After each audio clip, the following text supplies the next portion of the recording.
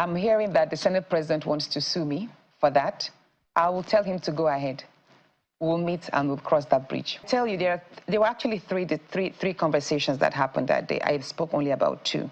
The third one was quite minute, which is that they should prepare to field in someone who will, just in case I want to contest in 2027, some strong person who will clinch the ticket from me during the primaries. That's the third part of it. The first was my recall. The second was to eliminate me. The third was to put in someone who would take the ticket from me in 2027 if I want to contest.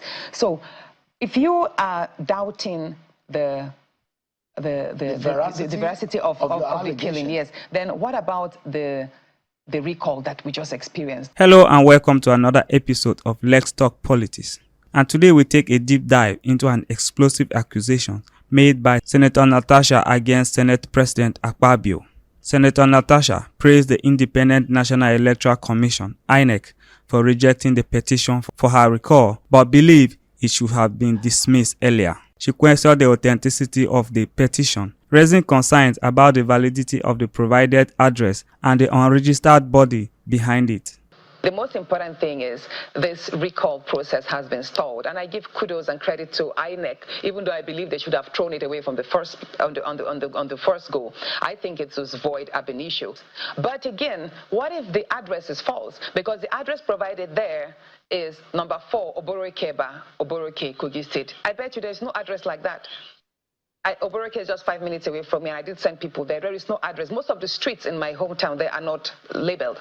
So the question to INEC is, what if the address is fake? And again, the cover letter of the petition was Kogi Central Political Frontier. And we ran a check with CAC, and that does not exist again. So the question to INEC is, can a non-registered body sponsor a petition against a senator? I think these are loopholes that INEC needs to look into and probably strengthen the laws in that, because I think it should have been discarded on the first go. But again, what I'm going to say is, even though INEC did count 208 signatures, I bet you if they had gone into the second stage, or is it the third stage? The verification stage. The verification stage, they would have struggled to even have 500 people come out to attest to signing that. Natasha revealed that she possesses evidence of sexual harassment against Senate President Godswill Akpabio. Let us get to that bridge. I'm hearing that the Senate President wants to sue me for that. I will tell him to go ahead. We'll meet and we'll cross that bridge. At the right time and in the right space, I will present the evidence that I have. But let me say this. While I was illegally suspended, I was not given a chance for the matter to be investigated.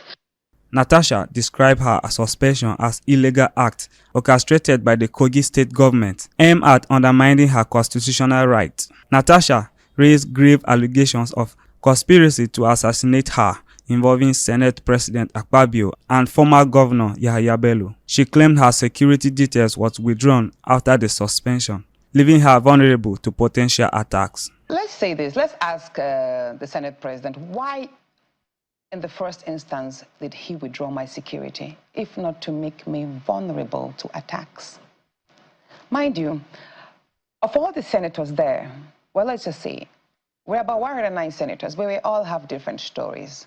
I have been a high-profile, vulnerable individual because of the nature of politics I've experienced in the year 2018, very violent and dangerous.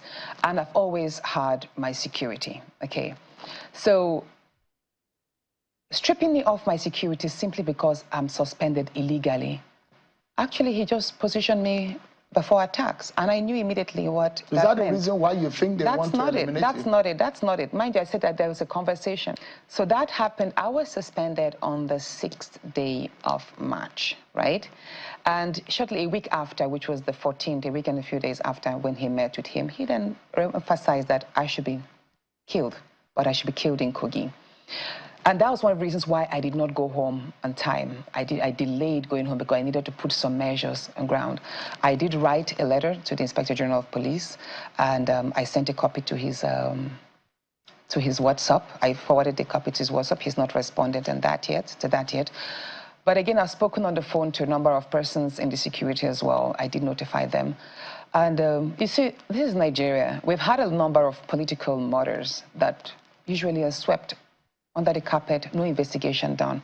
What is important to me is to stay alive, because dead men tell no tales. And God forbid, if I had not come out, and if I don't speak about this, and something happens, and they succeed in their plan, I tell you, there were actually three conversations that happened that day. I spoke only about two. The third one was quite minute, which is that they should prepare to field in someone who will, just in case I want to contest in 2027, some strong person who will clinch the ticket from me during the primaries. That's the third part of it. The first was my recall. The second was to eliminate me. The third was to put in someone who would take the ticket from me in 2027 if I want to contest. She claimed that her sitting position in the Senate was changed to reduce her visibility, which was done without proper notification. He decided to move me from my seat in order to kill my visibility. He moved me to a far corner near where the chamber staff sat, and that place the cameras hardly get there. So I knew that it was a tactic that he was deploying to kill my visibility in chambers. And I know that he did not follow the normal process, because I ought to have been notified by the clerk of the National Assembly. Now, before, where I sat, where I used to be in my seat in these new chambers, we were all notified 4 days before then. And I do have the notification where it's like a little chat, and every senator's name is written in their boxes. So you get to see your allocated seat. And then senators are given a chance to argue and say, you know what, I don't want to sit here, move me to this place. They could have one reason or the other, it could, and they were given a chance to argue. I wasn't even given a chance. Some people thought that, oh, she was just rude. She didn't want to, she broke the Senate rule. She should have just moved to the seat according to that. But I knew that that was an attack, a further attack of many others that I have faced in a continuous manner. And that was why I refused to move, because I knew it was born out of malice. I perceived the Senate President was hiding under the Senate rules to exercise his vendetta. Despite the challenges, Natasha said she remained committed to her duties as a senator and to serving her constituents. Ministers and many others to get this project to you.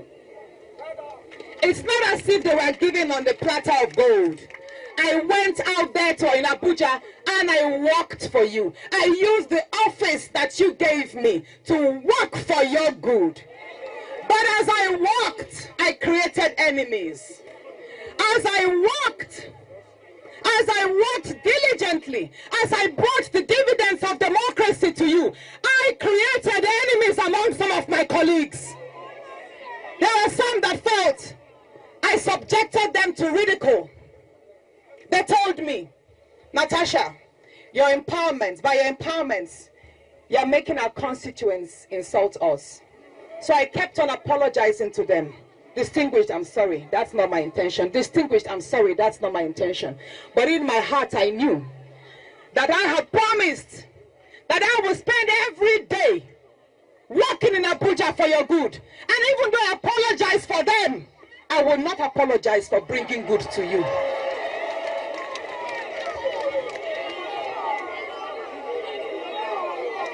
Yes, I stand by my words. I was harassed by my Senate President, who thought it was normal for him to get what he wanted. A beautiful woman, I want you, so I should have you. But he didn't get that through me. Women are not cheap. From her own perspective, Natasha's stand is commendable. She shows immense courage in the face of political persecutions, and her refusal to back down despite the challenges send a powerful message. Obstructed by severe tactics, whether it is roadblocks or even threats to her life. What's more concerning is how the political climate in Kogi State seems to be weaponized against her. This entire controversy underscores the need for political figures to be allowed to do their work without fear of retribution. Regardless of whether you agree with her politics or not, the principles of fairness, freedom of speech, and safety for elected representatives must be upheld. Now, the big question is Senator Natasha Akpoti's claim of having evidence of sexual harassment against Senate President Akpabio true? Or is it just another controversial allegation in her ongoing political fight? What do you think? Has Senator Natasha successfully overcome the challenge posed by her political opponents? Or are there more obstacles ahead in her battle for Kogi Central? Drop your thoughts in the comment section below. Let's hear from you. And don't forget to subscribe for more updates on Naija Anchor News. Let's talk politics.